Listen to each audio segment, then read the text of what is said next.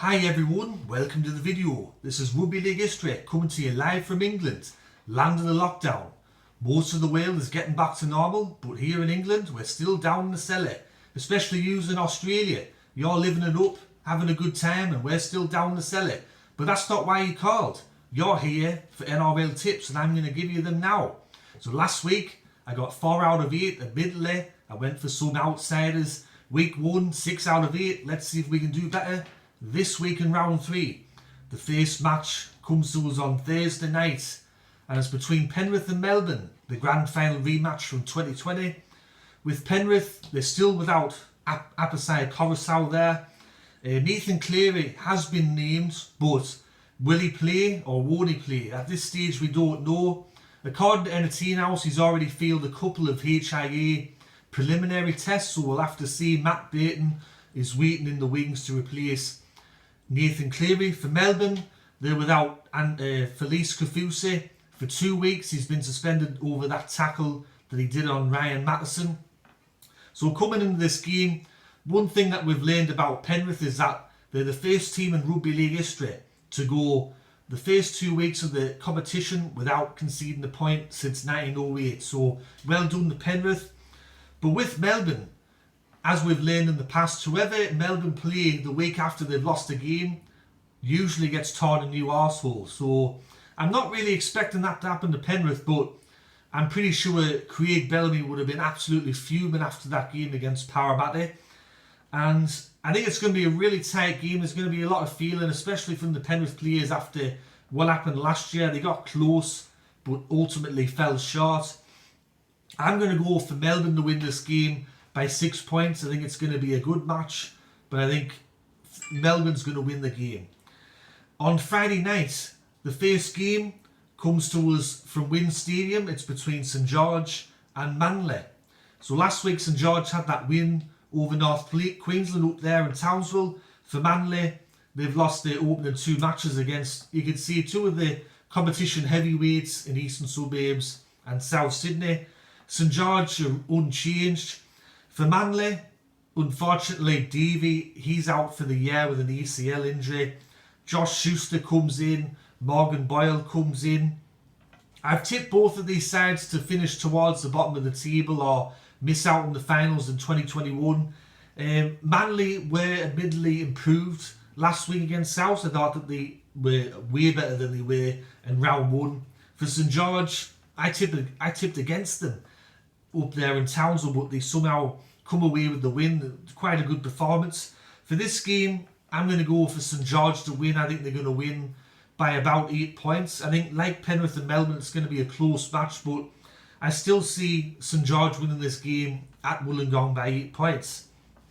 The main game on the Friday sees the oldest and continuous rivalry in Rugby League in Australia between South Sydney and Sydney Roosters / Eastern Suburbs.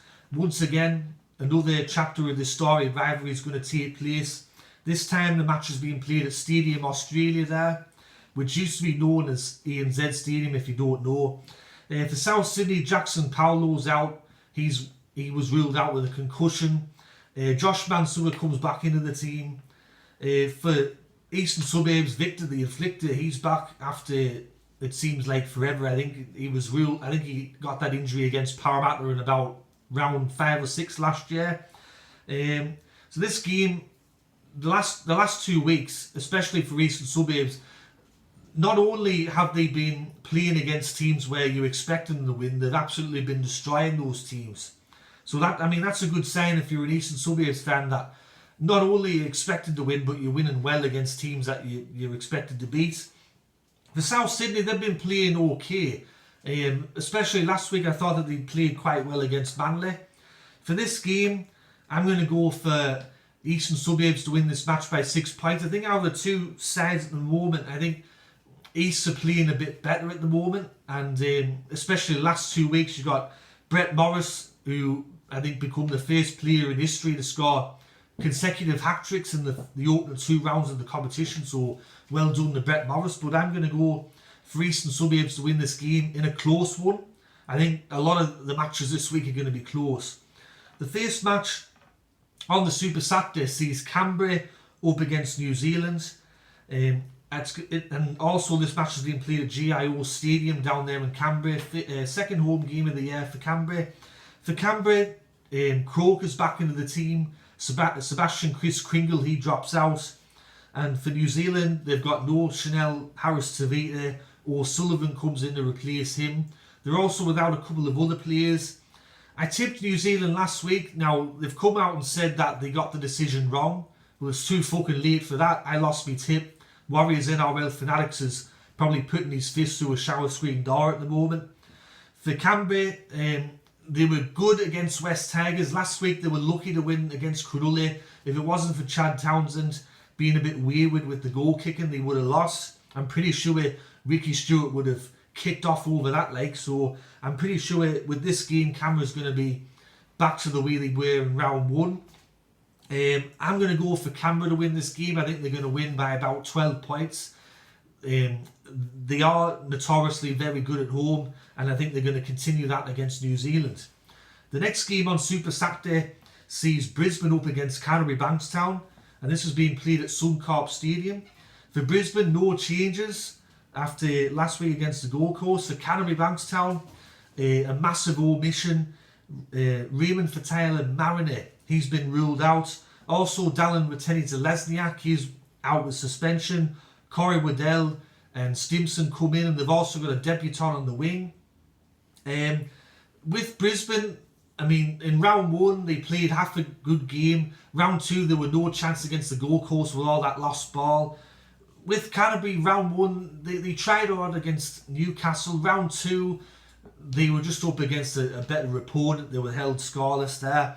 For this game, it's a real flip of the coin. I remember Nick from Australia said in his preview, he said Brisbane are the favourites, but I don't know why. And Canterbury aren't exactly any better. But, I mean, it is a flip of the coin.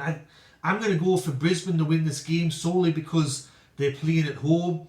And I think also they're out to try to avoid an unwanted record, because I think if they fail to win against Canterbury on Saturday night, they'll actually overtake Gold Coast for the most consecutive losses in the NRL era in terms of losing matches. So they'll be wanting to avoid that.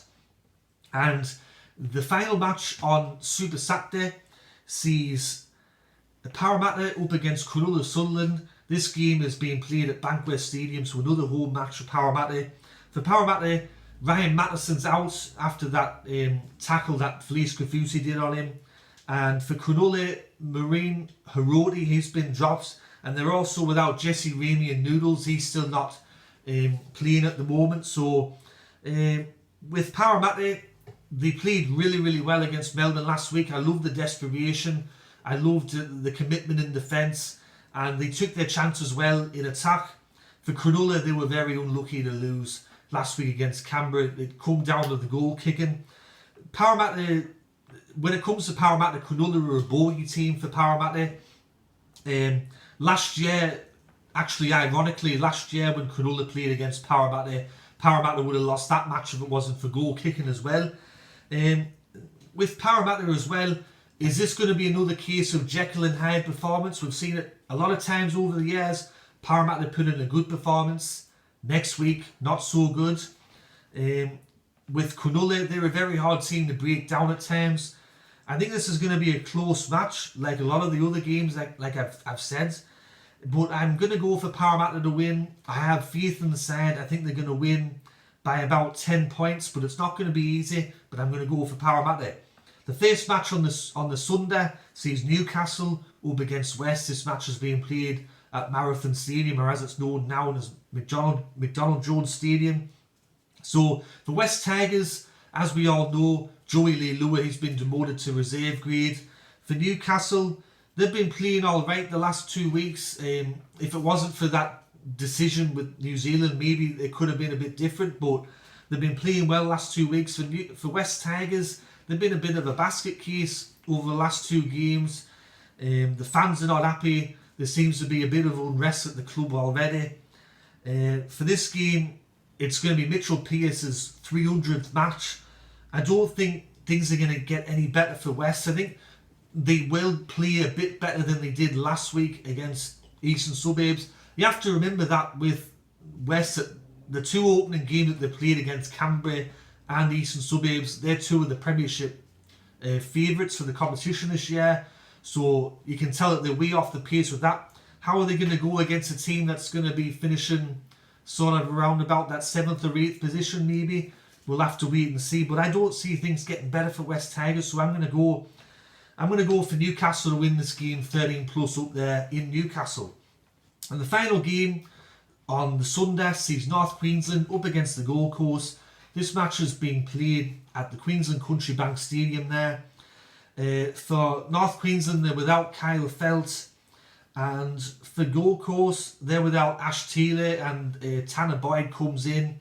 The Gold Coast, I thought they were all right last week against Brisbane, but they weren't great. I mean, they just sort of took the opportunities that Brisbane gave to them through losing the ball too much and doing daft things. I mean, most teams would have beat Brisbane if they were going to play like that. For North Queensland, they started well against St George, but they didn't finish well and they didn't handle the big moments. For this game, I'm going to go for the Gold Coast to win. I know Nick from Australia is going to kick off about it, but I think the Gold Coast are going to win. North Queensland, something's just not right about them at the moment. And I think if they lose this match, it's going to be crisis mode for North Queensland. Now, I don't want the Gold Coast to win, to be fair, like. I want North Queensland to win. I don't like the Gold Coast either. You can see that I hate the Gold Coast as much as Nick from Australia. He just goes on about it more than what I do. But I'm going to tip with me head and not me heart. So I'm going to go for the Gold Coast to win this match. And I'm going to go for them to win by about 10 points. So anyway, that's my tips for round 3 of the NRL 2021 season. Hope you enjoyed that. If you did, give it a thumbs up. If you're new to the channel and haven't yet subscribed, please consider doing so. And this is Rugby League History, signing off now. And I'll catch us all later in the next video. Alright, tatty bye now.